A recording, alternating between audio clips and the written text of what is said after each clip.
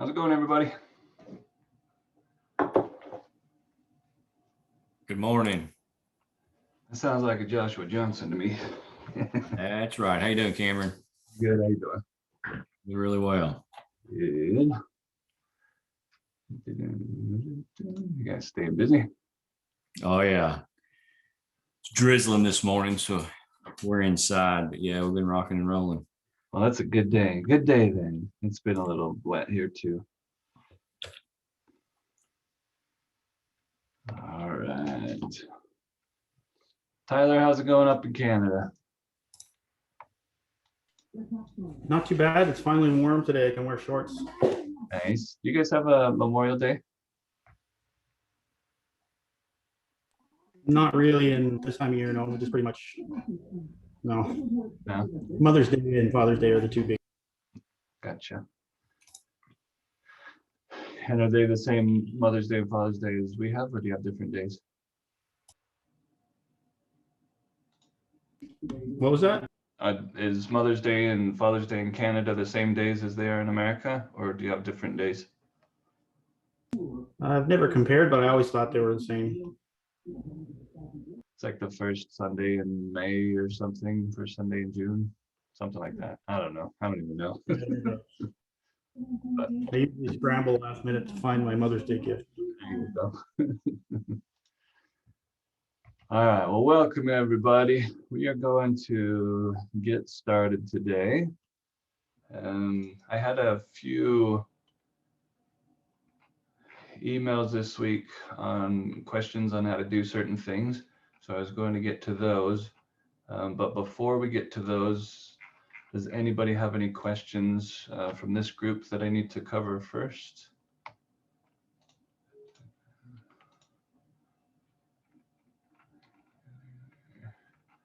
No, that's good. Did we talk about fonts, installing fonts at all?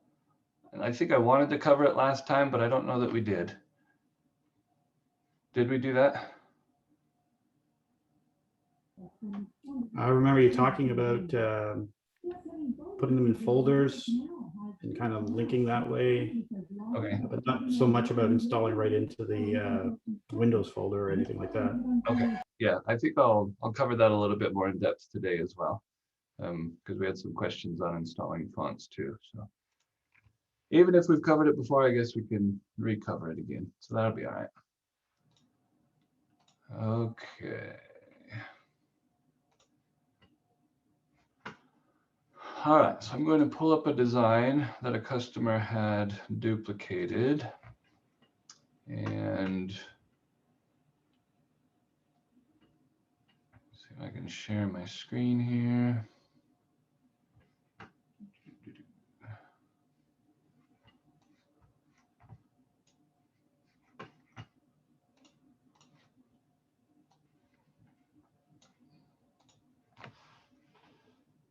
Let's not make it a big. Hold on just a second. Here we go.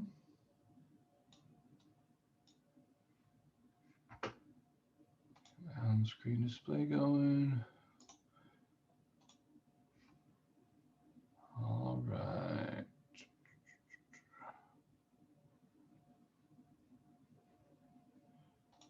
Share the screen. Okay. Let me know if you can see my screen.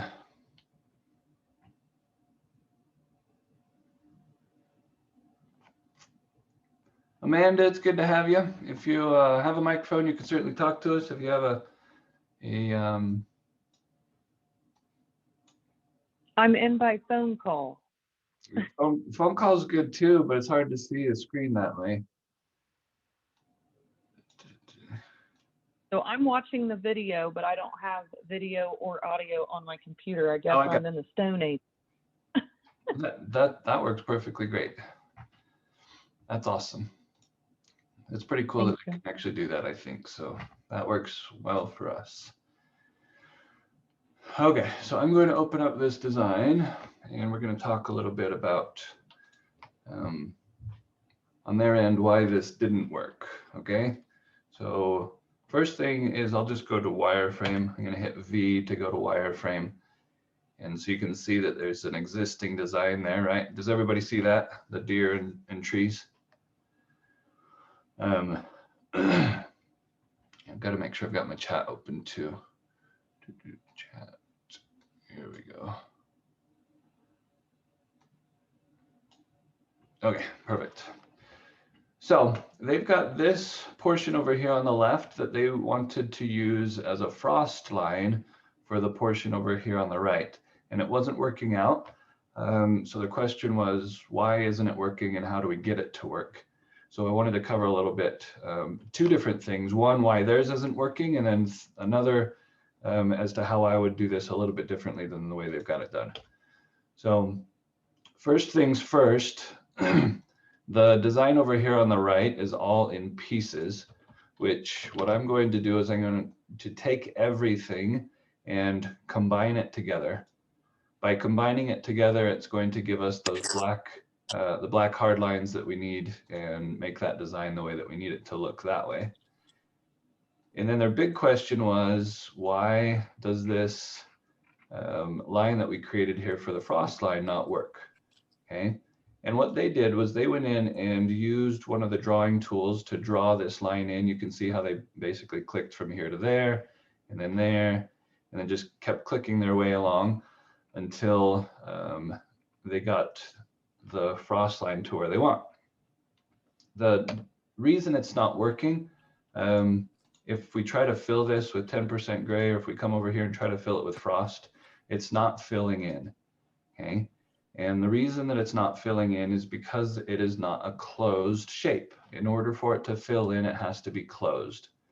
If we look very carefully down here on the right-hand corner, we see two, or I guess we don't see two, we see one square, white square down there.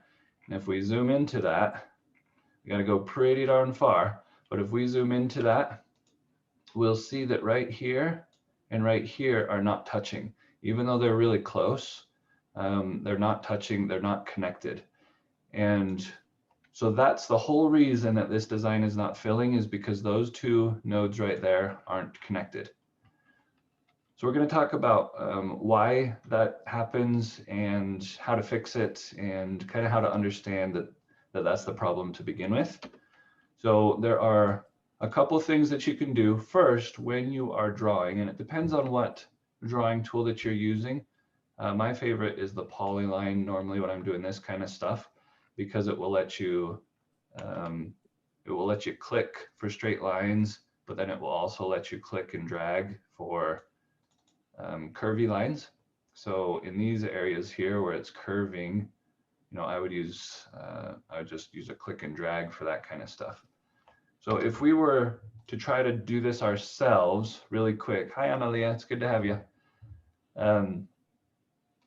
The main thing is when you get your shape drawn, okay, when you get all the way back to wherever you started, your the cursor is going to change once you get close enough to close.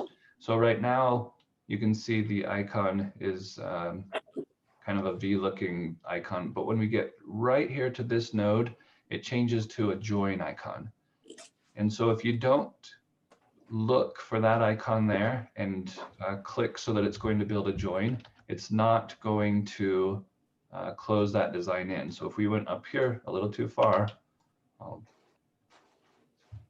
like that, and closed it off up in here somewhere, then it's not going to close that design. There are a couple things that you can look at to see if this design is closed. Okay, one is once you've got it drawn, since it is just a single curve, if you look right up here next to the smooth, the freehand smoothing, there's an icon here for close curve, which is going to actually close it if it wasn't closed before. Okay, right now it's open. It's showing us as open. If we click it, the icon actually changes to a closed icon. So this here is a toggle that's going to show it closed versus open. Okay, and if we zoom in, we can see it's actually not opening it because it had already closed it. But if we back up just a little way, let's Control Z. All right, so right here, once we've got that selected, if we hit the close curve button, it's going to then close that curve for us right there. Okay, so that's one option, is to click on the close curve button. Another option, and sometimes if you don't know where it's broken, this one is helpful, is we have a Find Open Shapes button. And so what you would do is you would select what you don't know is closed. And so I'm going to grab both of these, and then we're going to hit the Find Open Shapes button. What that does is Find Open Shapes will change the outline of your object to red if it is open, so you can tell that it's open. And then it'll change the endings to these kind of crosshairs. And so that way it's giving you a better visual indicator as to where that's opened up at. And so the same thing applies over here to this one. It's a little harder to see because it's behind the black. But if we zoom in, we can see again right here, there's that open area. And so we can see right there that that needs to be closed up. Now it's not going to close it for us. All it's doing is changing the color and changing the endpoints to show us that it needs closed. So then we would need to decide how we want to close that up. In this case, because this line is extended beyond where it should be, the easiest thing is to just grab the node with the shape tool and pull it back until we get that join icon again. And as soon as you do that, that will join those two nodes together so that they become a single node. Or you can simply swipe around both of them and then hit J on the keyboard, or come up and hit join nodes, and that will join the two together. The difference between what I did and the join is that join is going to move both of these nodes an equal distance between the two to get them to join. So if you look at the way that this line is right here, when we hit join, it's actually shifting up slightly. So if I undo and redo, you'll see how that shifts. And that's because we're moving both of those lines, or both of the nodes, to get to where we want. Whereas the way that I was doing it before was simply moving this node down, which didn't change this one at all. So sometimes that matters, sometimes it doesn't. But let's say this was further up this way, right?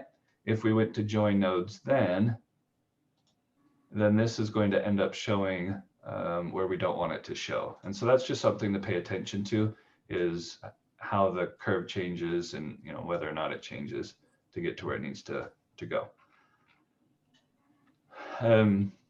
So there's that option as far as joining, and I think that's the cleanest option because you're taking two nodes and turning them into one node. So that's, in my opinion, the best way of going about it is by actually manually closing or joining those two together. The other option would be to use join curves to do the same thing. Join curves, if we open that Docker up, then it's got the options over here to join those two curves together. But the difference is that it's going to join by creating a line between them. And so when we hit up, so extend, I should take that back. Extend makes it so that it's similar to a join, where it's going to draw those lines until they intersect with each other, and that's where it's going to join at.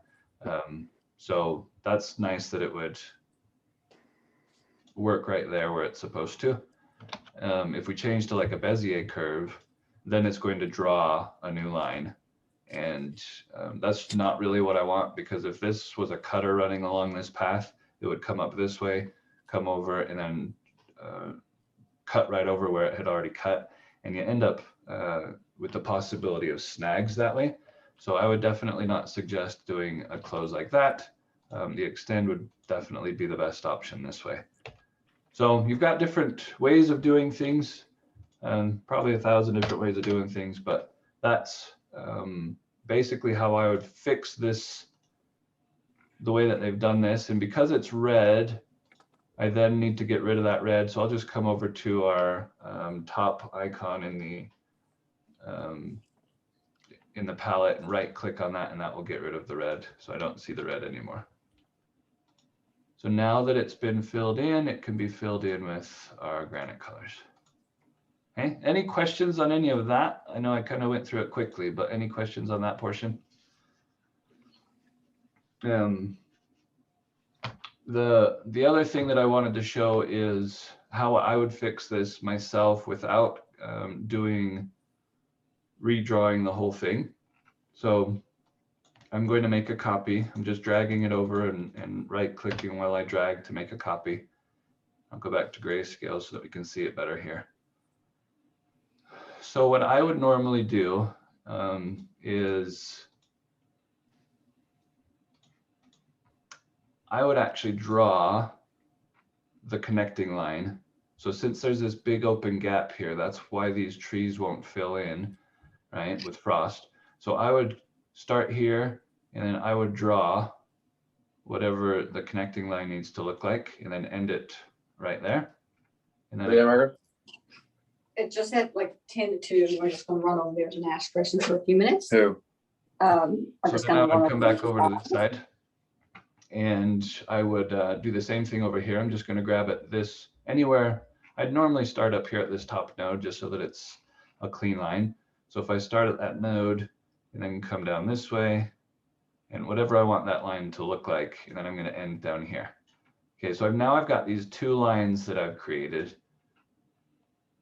Then that's all I need to do. So I don't need to go all the way around the whole design. By going around the whole design, it's going to take more time, and I don't need to take all that time. So I just need to take and draw those 2 pieces there. Then I would grab everything and hit the boundary button. What boundary is going to do is it's going to find those shapes and where they overlap, and it's going to draw a new object all the way around them. And by doing so, it's already going to be closed and easy to fill.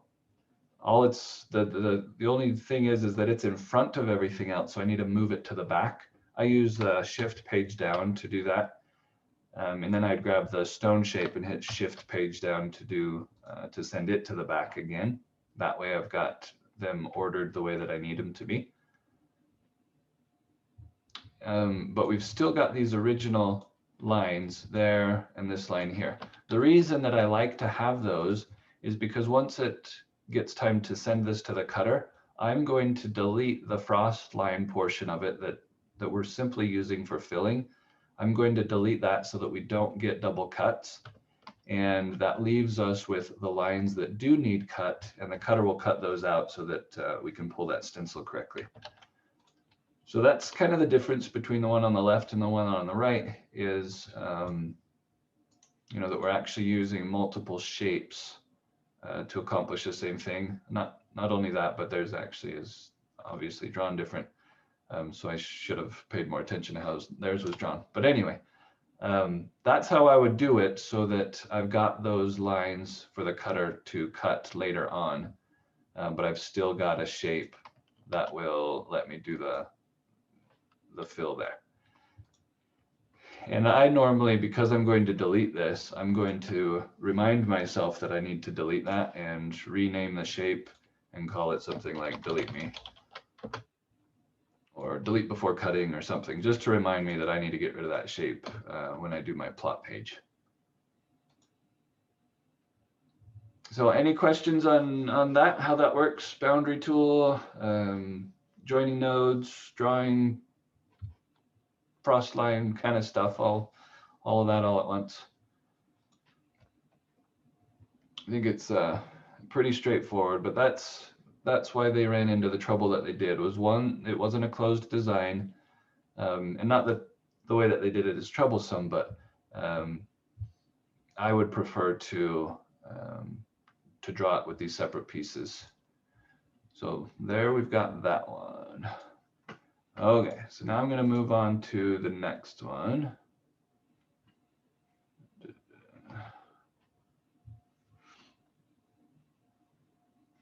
Give me just a second on this one. Oops.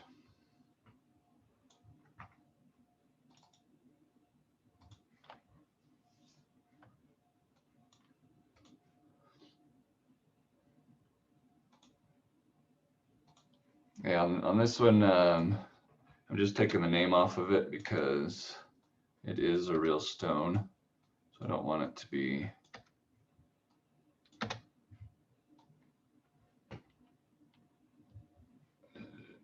Okay, here we go.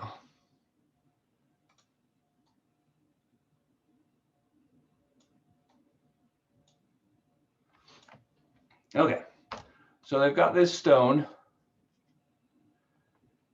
And his question was, when we go to print this, so this is full size, right, 24 by 24. But when you go to print it using quick print, or probably even file print, what happens is this poem that he used a paragraph text box to create so that the text flowed with the size of the oval, okay? But because of that, when you go to use quick print and it shrinks, what quick print does is it shrinks it down to page size. So let's assume that we've got an 8.5 by 11 page here, which we do. Okay, so it's going to take this design and it's going to shrink it down to page size. When it does that, this is what you end up with. So the question was, one, why is that happening? And two, how do we fix it? Okay. The reason that that happens is because a paragraph text box, the whole idea behind this is that the text will flow inside that shape that it's given. And since we're shrinking the shape, it's changing the way that it flows within that shape. Okay, it's not changing the size of the text. It's just simply reflowing to fit that. Now there is, if I remember right, a way to get it as you resize it to actually flow. I can't remember what it was. I want to say it's like holding Alt or something while you do it. But I was playing with it the other day and it wasn't working the way that I was expecting. So I can't remember exactly. Maybe it's Shift Alt, Control Alt. I don't know. I just know that it wasn't working when I was trying it the other day. So it's not going to flow correctly, right? Because that text is too big. So there's two options. You either have to shrink that text down so that it then fits again inside this, or another option, if all we're doing is printing out a proof, then what I would do instead is I would take what I want to print and simply convert this to curves. By converting it to curves, it's not going to act as it's not going to act as paragraph text anymore. Okay. So first I'm going to break the paragraph text. No, that's not it. Hold on just a minute. Goodness sake. Even sometimes I have problems with stuff. That is not acting the way that it's supposed to. Let me try it over here.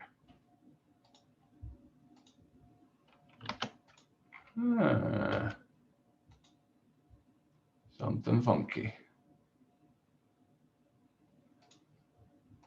We got our paragraph text.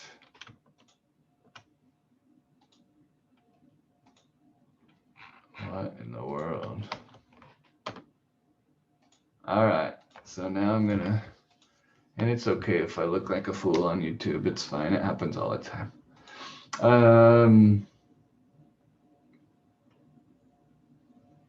Breaking the paragraph text apart should pull it away. Yeah, but we need to convert it to curves. So we're going to grab the text itself. Why is that not working?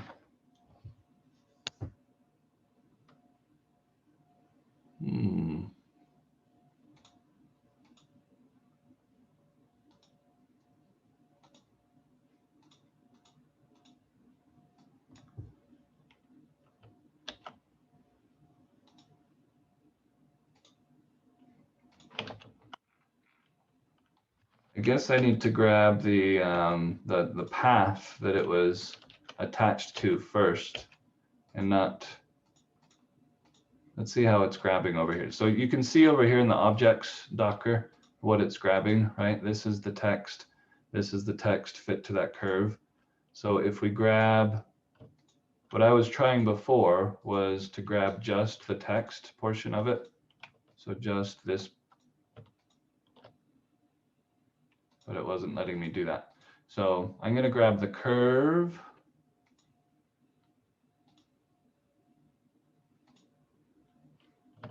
That's what I'm going to do. I'm going to grab the curve and the paragraph text at the same time. So I clicked on this one to get to that.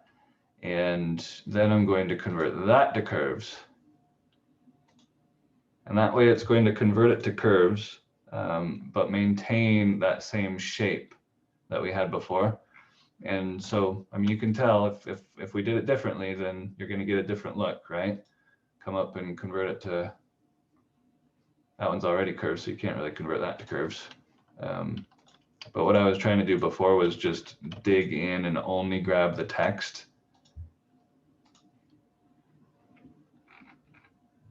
And now it's working too. That's so weird. I don't know why it was not working before, but now it is. Maybe it's just a bug. I don't know. Anyway, what we would want to do is we'd want to convert this to curves first, so that it's not going to act as text inside of a paragraph frame anymore. And by doing that, when it goes and makes its copy and shrinks it down to page size, it's then going to still be inside that frame the right size. So there's the difference between keeping it in paragraph and converting it to curves. There's not really a downside to converting to curves when all we're doing is printing, or even if we were sending it to a cutter. I mean, it's still going to have to get converted to curves anyway to cut, so that's not a big deal. The only reason that you wouldn't want to do that is because it's no longer editable as text over here. Now that it is curves, I can't grab the text tool and swipe it and change it. So if there was a misspelling or something, I can't fix that easily. I would need to do that while it's still text. So normally, if I'm going to do that manually, that's why I make a copy of it, so that I'm changing the copy to curves as opposed to the original, because I still want to be able to change this text just in case there's something messed up with it or they want to change it, you know, in any sort of manner. So anyway, so that was to answer that question, why it's not sizing, or why it's not showing up when it prints. And that's because the macro for quick print is automatically resizing, dragging things down and putting them to page size so that it prints faster. And that's why that happens. All right, sorry about the hesitation on all that one, but did that make sense to everybody? Okay. And David, just so you know, I muted you to get rid of some background stuff, but if you want to talk, feel free to unmute yourself at any time. Okay, so that was that one. And let me check one more here.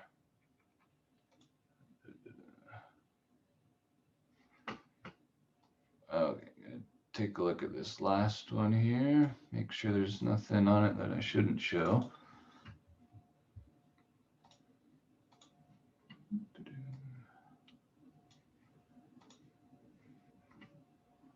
Open this up.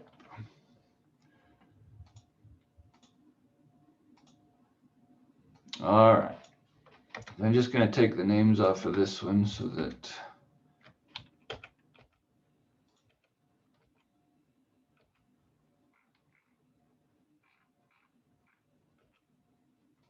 here we go.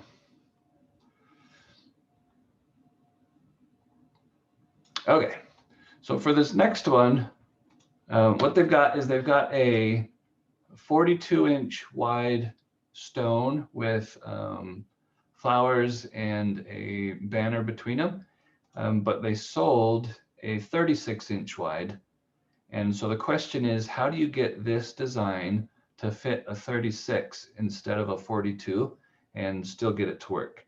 And then you can see from here what they had tried to do was follow my instructions before about using the eraser tool to erase. But what they didn't realize is that the eraser tool will actually erase multiple objects. And in this case, they had everything selected. So it erased the die, it erased the other stuff, it erased the flowers, all of that stuff got erased. So we're going to kind of remake this and erase it a little differently so that you can see how you would go about doing that. So if we, oh, and they've also got the size is different. So 36 by 24 instead of 42 by 28.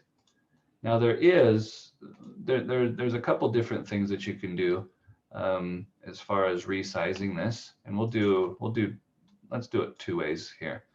So if I were to take this and just change it to 36 wide, and if I have this set for my ratio locked before I do that, if I change it to 36, it's going to proportionally shrink everything down, okay? Which makes it then fit the width.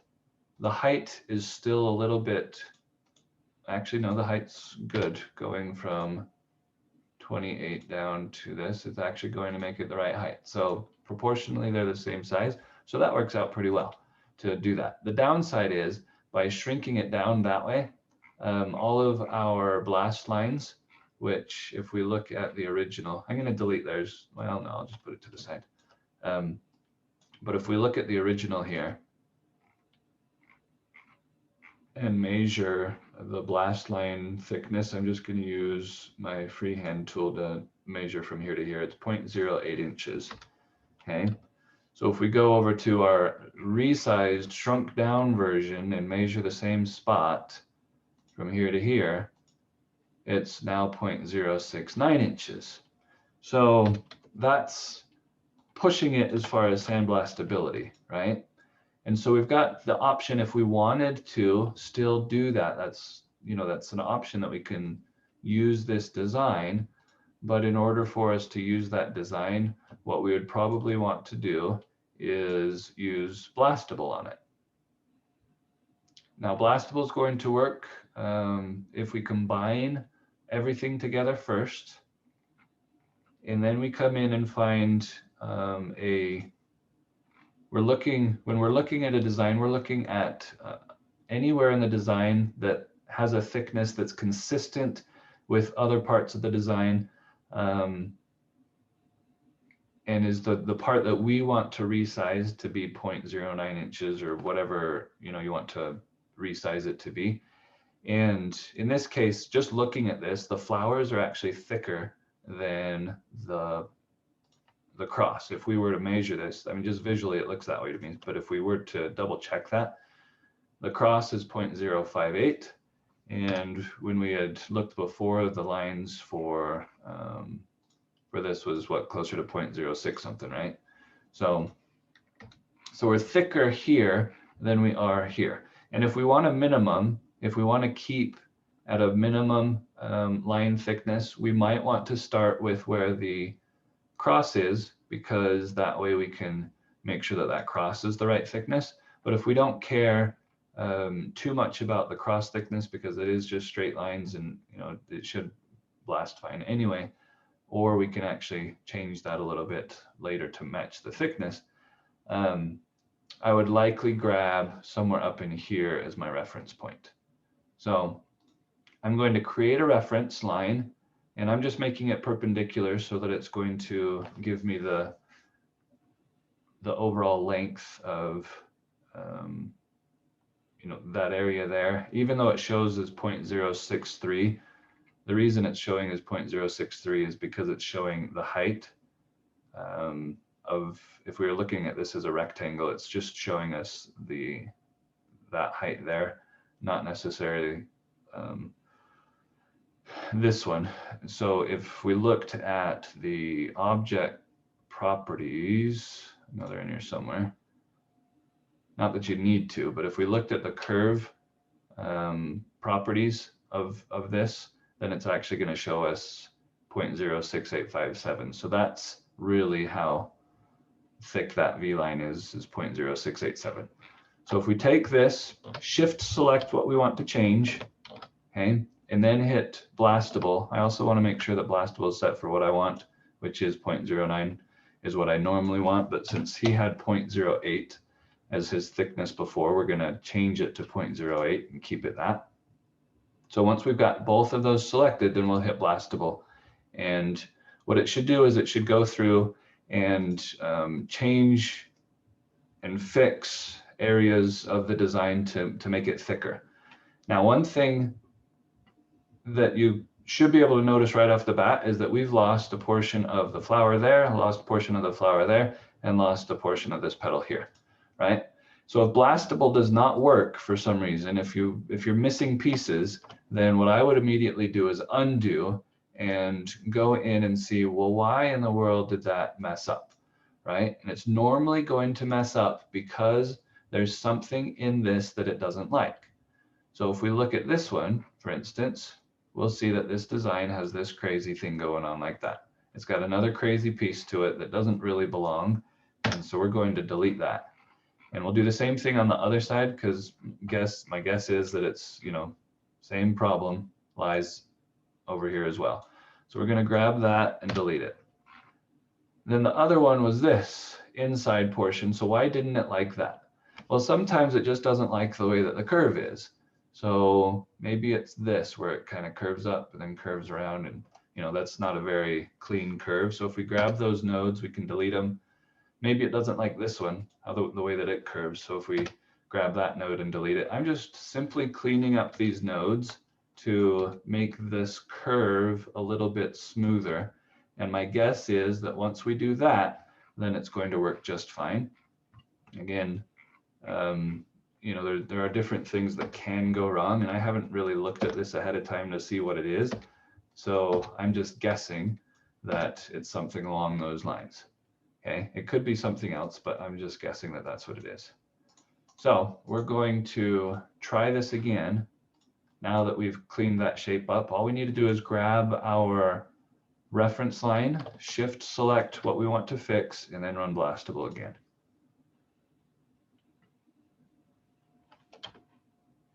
And it did fix that bottom one, but the inside thing is still messed up. So there's something else in here that it doesn't like, okay? And because it can actually be so microscopic, like I can come in here and zoom into this node, and it could be something so minute that it doesn't like that it's really hard for me to figure out exactly what it is. So if that didn't clean it up, then normally what I'll do is I'll grab my smooth tool, and I'll just come in here and smooth. And that should also clean up our nodes a little bit and just make everything a little bit smoother. To smooth, I'm just clicking and dragging, and it's smoothing those lines as I drag across them. I don't have my rate up super high. It's only at about 20. And then my nib size, I use interactively to change it. So if you click, if you hold shift while you click, you can move your mouse up and down, and that will let you resize on the fly. So that's what I was doing, is just making my nib about a little bit wider than the frosted portion of that design, so that I could go all the way around it.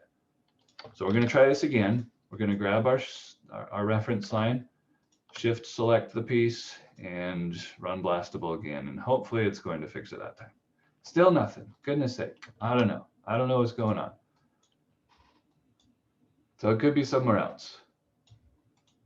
This is the hard thing to know, is where exactly that design is not happy. All right, here we go. I figured it out.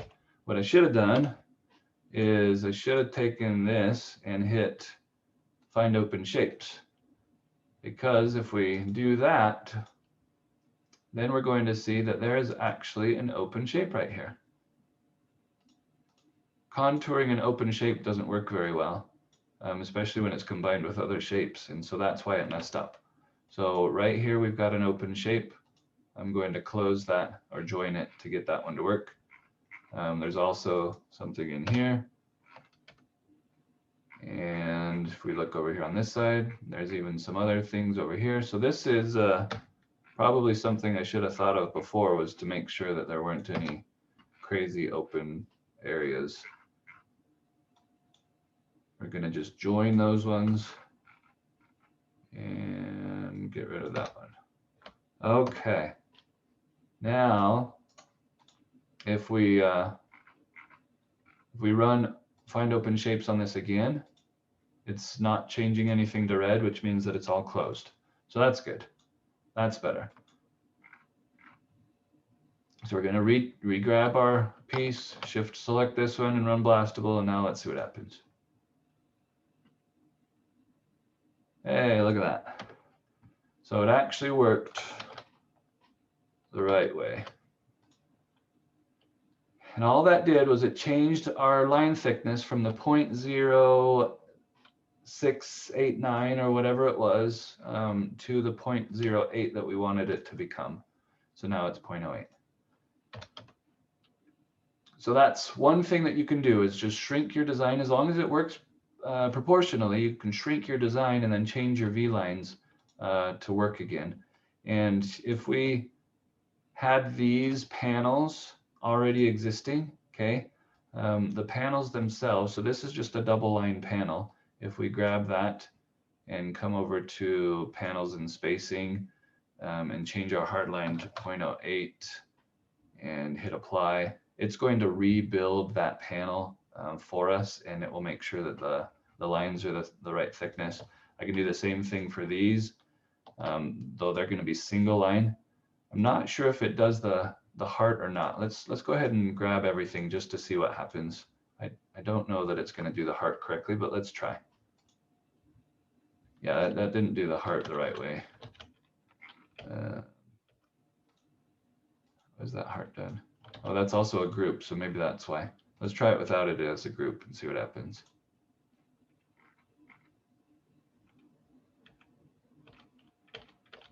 So it did make it bigger, but it made it bigger not the way that we want it to go. So we're going to just grab these two panels, hit apply on those. That's going to make those thicker.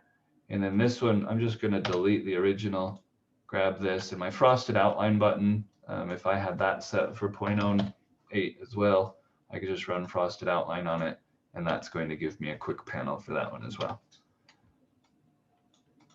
My question is, and I should look at this, is does single line panel work? Yeah, it did. I don't know why it wouldn't have worked before. I'll have to look into that and see why it didn't beforehand. But now we've got all of our panels back to the right size as well for the outline thicknesses. So then we can type in the text and go from there. Okay, so that's one way of going about it. The other way of going about it was that they wanted to really just delete the existing bar line and create a new one. And so what they had done was they switched this to 36 by 24 and took this and broke it apart so that they could delete that line. And I would assume that they probably got rid of that one too. So they started over with just this all by itself.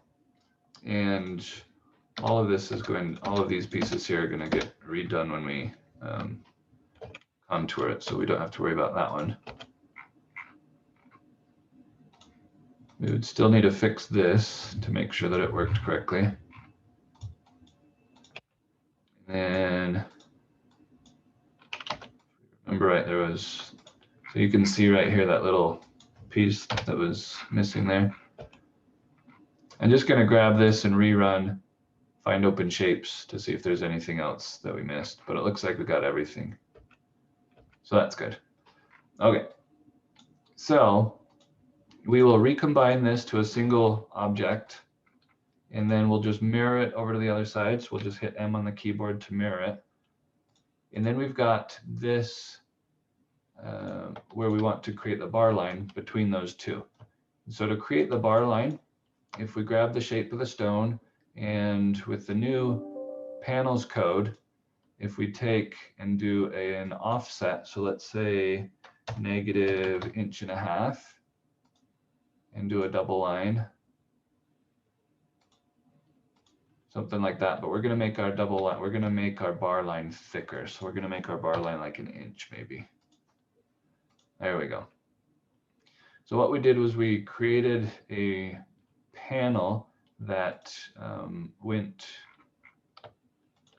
over the entire thing, and we're going to combine that. And this is where they ran into trouble before, was the erasing of the remainder of this piece. And that's because if you don't have anything selected and you come in and start erasing, it's going to erase everything that it touches. Okay, and that's why they got the look that they got over here, was because they didn't have anything selected. So instead, what we're going to do is we're going to first select what we want to erase, which is just this, and then we will go and use our eraser tool. And by doing that, it's only going to erase the bar line that we don't, want the rest of it to have, and not erase anything that we want to keep. So that's the major difference between that, is that they had not selected that bar line first. That's my guess anyway, based off of what I'm looking at. That's my guess. So we have I just outlined this cross design. Because there's little pieces in here, you end up with little pieces that you don't really need those. So after I outline it, and you can see how all those are in there, after I outline it, I will usually hit Control-K to break that apart, and then I will hold Shift and click on just the outline. And what that does is it's pulling the outline away from the rest of the design, and so that gives us just these pieces here that we can then delete if we don't want them. I don't remember. Yeah, and it was all black too. So that's right. So we've got our bar line and we've got this other outline. So all we need to do is weld those two together. We're just going to hold Shift, select on this one. I hit W, but you can always come up here and hit weld, and then it will weld those together for us the way that we want them. Same thing over here on this one. I just grab that outline, hit Control-K, hold Shift, hit the outline, hit delete. Grab this one, hold Shift, select this, hit W to weld. Now we've got it all welded together. Now all we need to do is fill it in. So if we just grab around it, we can hit Fill Grayscale or F on the keyboard, and it's going to fill that in the way that it's supposed to be filled in. Okay.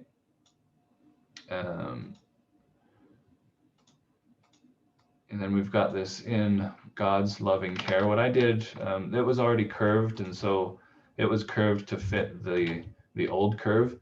So what I would do is I'd come up to text and I'd say straighten text, and that's going to put it back to just straight text without that curve applied to it. And then we can recurve it to fit. Because this is combined with everything else, it may or may not work out nicely if we just come up here and say fit to path, and click on the path here. Sometimes it works nice, sometimes it doesn't. That depends on how much other stuff is around it. In this case, it looks like it's doing just fine.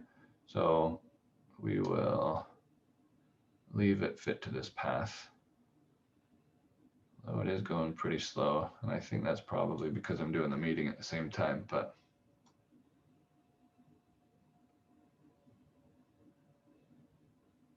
I'm going to try to position that to where I want it here.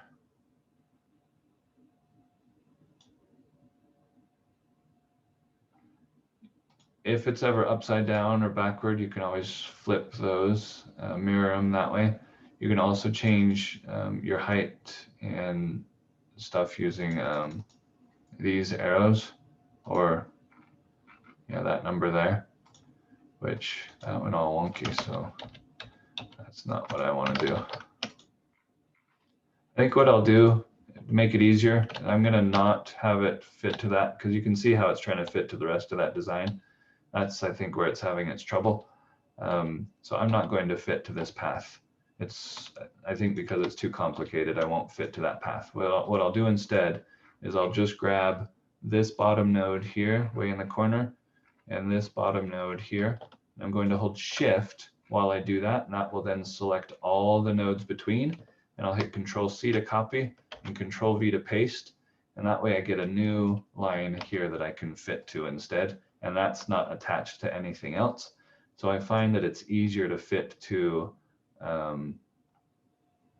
it'll be easier to fit to that path than try to fit to the rest of this. And it's still kind of in the way. So I'm just going to move it up a little bit. Moving that up 10 inches. And oh, that's why it was messed up, because it was still fit to that one. All right, break that apart. Okay, so we're going to fit this now to this path. Oh my gosh. This path here. We're going to fit it to that one.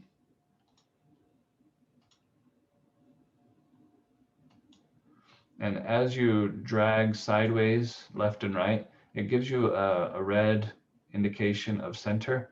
So as I drag it to there, it's going to show me that that's centered. Then I can just grab the whole thing and nudge it back down 10 inches to get it back into place to where I want it to be. Pull up just a little. There we go. So now I've got that back to where I want it to be.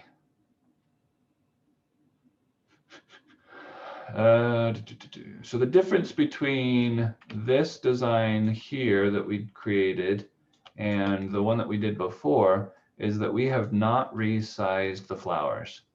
Okay, we just redid the bar. And so the flowers themselves are going to be larger proportionally than what they were before. Okay, so you've got the option, which way you want to go about it, which way you like better. There was plenty of room there, so it's not too big of a deal to move that. And maybe if I was smarter, I would have paid attention and centered these a little bit more inside this area. That probably would have been a better idea to get that centered there. I think it would have looked nicer. So anyway, that's the difference, is that these are not shrunk down. In these panels, if we want them to stay the same height, we have to change the width, right? So if we shrink them this way, when you grab panels and shrink them, you can see how our line thicknesses differ now, because what we've done is we've stretched this. And by stretching it, it makes it so that it's no longer going to maintain that V line the way that we want it to. So there's a couple different options. One is you can grab the nodes that create the design. In this case, they're actually rectangles. And so before I can grab nodes, I'd have to convert those to curves by holding Control Q, converting to curves, or going up to object and converting to curves. So I would need to do that first to grab those nodes. But if I grab all of these nodes, then I can just drag them and it will maintain that, that correct thickness. Or the other option is I can stretch them, but then I would reapply panels after that. I don't want to go to inside. I don't want to have an offset. I just want to have a regular old panel. And so it would rebuild that panel when I click apply, and it would fix then that, that thing. So two different ways of going about fixing those panels, but there we go. That's redrawing a band, resizing, blastable. That's quite a bit of stuff that we covered there on how to get this single design to shrink down to the size that we want. But to answer the question as to why this didn't work, the answer was because either nothing was selected and so it erased everything, or everything was selected so it erased everything. but what should have been done was just selecting that bar line there. Okay. Analia is asking how we can find this on YouTube afterward, because we do record these. So if you go to YouTube, and then on YouTube, if you just do a search for Memorial Designer, all one word, then my channel is going to show up. It's got this pyramid icon here. So if we click on that, under playlists, we now have a Memorial Designer for Beginners webinars playlist there. And so if you click on that one, then it will get to all of the videos that we've done so far. I'll do it, but I'll hit pause real quick. Okay, so you can see that we've got 15 different ones that we've done thus far. So you can go back and rewatch and that sort of stuff on any of those. But that's how you do it, is just go to YouTube, search Memorial Designer, go to playlist, and click on the playlist. Okay. I can also just copy and paste it for you since we're in a chat. So there you go. Okay.